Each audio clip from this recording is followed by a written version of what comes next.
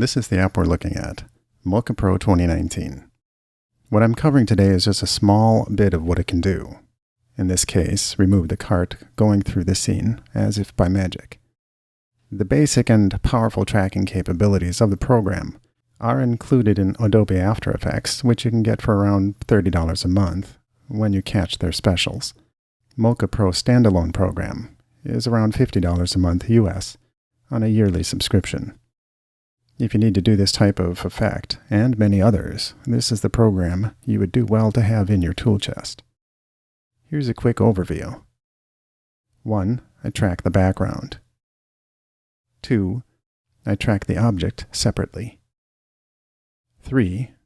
Apply the remove on the object you need removed. It's really that easy.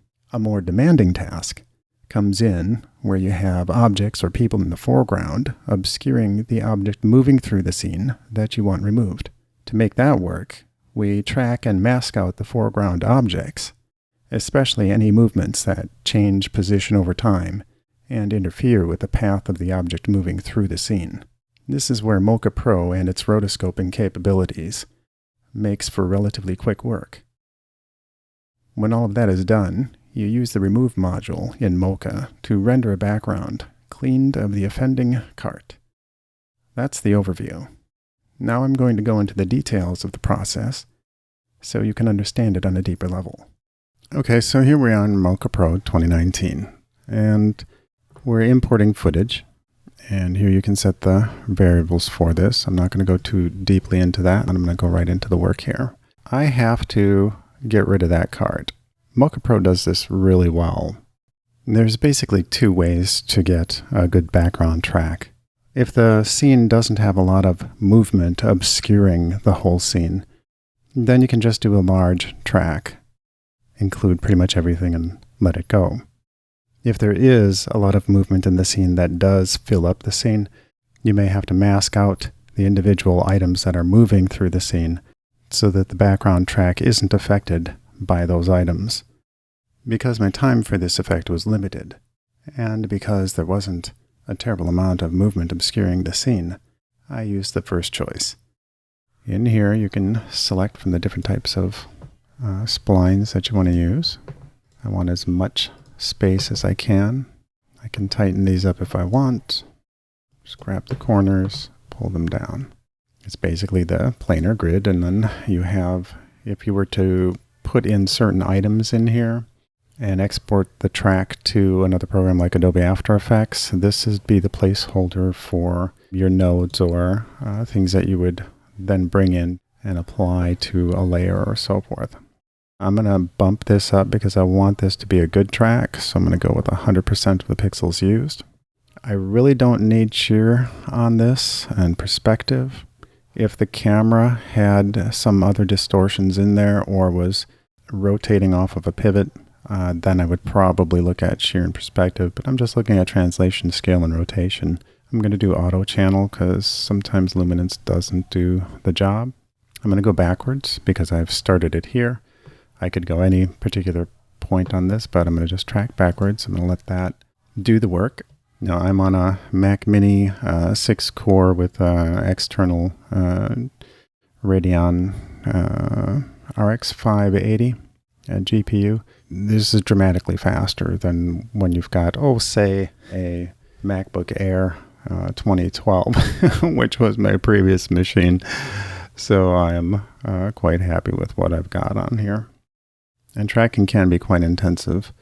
So we did the backwards track. We can see where we had started and ended. It's already tracked the screen, and we're going to finish up and track the rest of it now. Okay, so it went ahead and tracked all the way through. Now I can take a look here using this grid to see how the background is actually moving. Does it mimic the camera movement really well? Is there distortions in there and such? Now, because I'm moving and because the vehicle is moving through here, a better way to do this is to mask that out and mask out my movement and then do a track on the background, because then it will ignore the movements in here. But I was pressed for time, so remember, this is the quick and dirty way of doing it. Now what I'm going to do is I'm going to create another one. I'm going to track just the cart. I'm going to just show you how this works so that you get a little bit of an understanding here. Cart is now selected. I have highlighted all of the vertexes.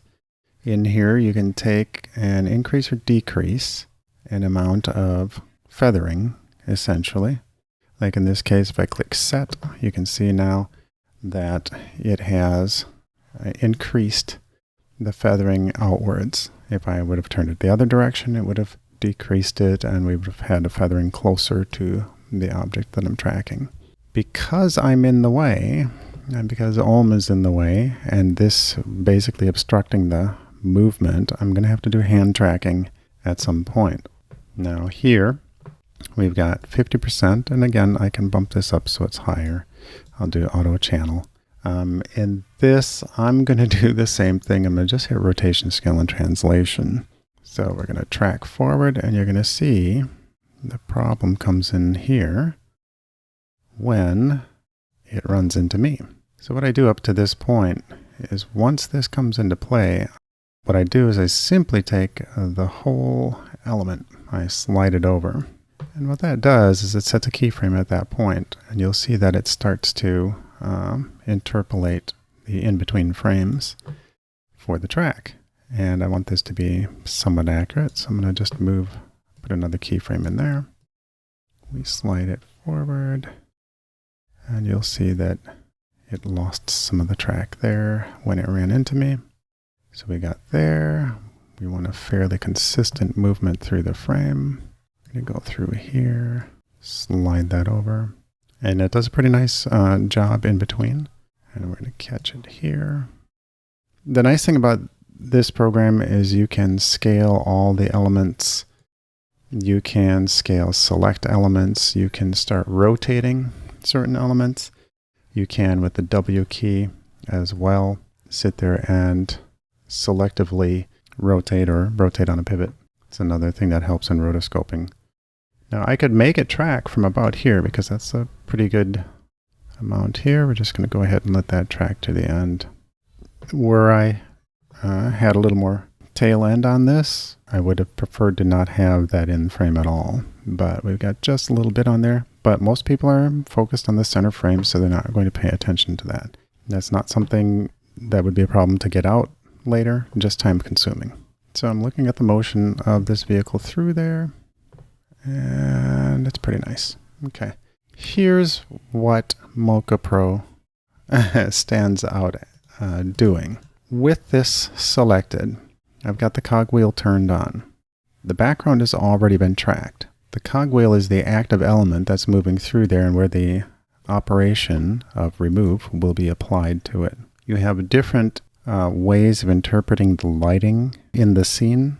I'm going to use just the standard because it's quick and dirty. Hit the cogwheel for rendering out that frame, and it takes the cart out of the way. What it's doing is it's basically taking frames from prior to the cart showing up and after the cart showing up, and it's running a bit of magic in between to make that disappear. As you can see, it does an exceptional job. Now I can track backwards on this, and basically you see how quickly that does that. It's doing this without problem, except to where I didn't track. Go back to my tracking. And anytime you want to see the track, you switch it from your remove layer back to the cart itself. We've got everything else set as normal. Tracking backwards. Cart is gone. Now we can go back to remove. So I'm going to just go ahead and hit the remove and go from that point on. And there we have it. Now again, there's a little bit of movement in there. Now this is a non-rendered frame. I can just go back and render the last couple. If you really look close, you can see just a little bit of transitional movement in there. Now, a lot of that can be cleaned up through switching some of the other levels of interpreting the lighting or having a better track. Like I said, there was probably some mild movement in the frame because of my movement here, and that disturbed it slightly. Now you're going to see the part here, and you're going to watch what occurs once it runs into a foreground object that is moving. Because it's taking frames from before and after the element itself, it's kind of an interesting effect. It fills that in when it does the calculation. Now, because she is barely moving, it's not as noticeable. Again, I want this to be as unnoticeable as possible. The way we do this is I have to start rotoscoping my hand, my arm, everything that runs into this motion of the cart passing through. Wherever I had tracked this motion and set the boundaries, I have to mask out my body and my movement. Otherwise, it's going to show up. And I can start this at any particular point where I think it's going to start interfering. I will go through here. We do this in chunks. And the reason that we do this in chunks, when you break these elements up this way, it's easier to do your work. And I drag them all in, and that rounds the corners a little bit. I can always zoom in to make sure that this is a nice and tight. Well, you can just go through and highlight and delete the ones that are excessive. It's a very forgiving program. It allows you to do things just like that. It allows you to change it while you're tracking. It allows you to add them while you're tracking. So if I have a place here, I just click on that because I have selected it with the point insertion tool. And so we go through here. So I can manually hand track this, or I can let the computer try to do its thing. Because we have two similar colors here and light values in this scene, this is not going to be the best track. But I'm going to let you see. This is translation scale and rotation. Now if my arm was moving out through here, hand toward the camera, then I would want to look at shear and perspective as well. Let's do that right now and just see how that looks. And you will see it does an okay job. We're tracking just enough so that it's good for when the cart passing through is taken care of. I don't have to deal with that with this arm at this point. So different ways of doing this. I can just expand the entire edge like this. I can take the W key. Let's say I wanted to bring all this into play. Highlight all of this because I want to just rotate up a little bit. Maybe I'll start at this point and go upward. There we go. And maybe I want to do the same here just on these. I'm going to pivot from this point in. You can see this makes for quick rotoscoping work. Now some of this, because the card is gone, you don't have to worry about this as much. But, you know, why not? Use a point insertion tool. Add another one right there because there was a change in how my elbow moved the fabric. So here we go. I don't have to do this finesse part. This is just something that I like to do. So we can see that it tightened up the motion a little bit better. So between this point and here, you know, we'll take a look at how the arm moves. Maybe here we'll drag this out a little bit. Can take all of those elements and move them up in groups. And again, I'm going to kind of refine my corners here.